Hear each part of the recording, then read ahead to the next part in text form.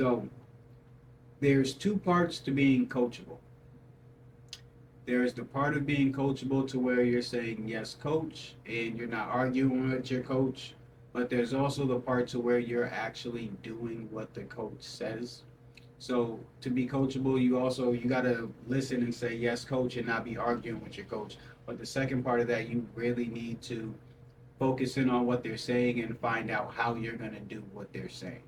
And even if you have more questions, a coach would rather you ask a question than go out there and then go out there and just do what you thought I said. All right. So being coachable has to do with communicating as well. So you got to be able to communicate with your coach and let them know when you don't understand something or how something like, oh, like this doesn't make sense to me, coach. So okay, let's try to explain it to you in a different way. So being an athlete is such a tough thing when it comes from like being a great athlete. It is such a tough thing because there's so many different things to cover.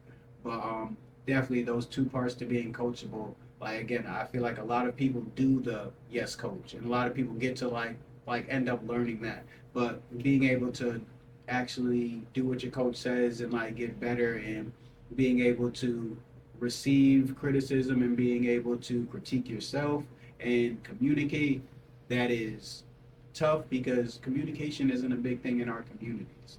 Mm-mm. So it's tough, but we have to find a way to do it. And the more you communicate, the better you get at it. So I know like communication might seem weird in our communities because we have like a lot of like hatred in like our communities because like at least with like the music and stuff. I feel like once we actually get out into the communities and people see each other, there's a lot of love. But I feel like through like social media and through like music and stuff, there's a lot of hate through it. But yeah, two parts to being coachable. Make sure that you cover both parts and you'll excel at being an athlete.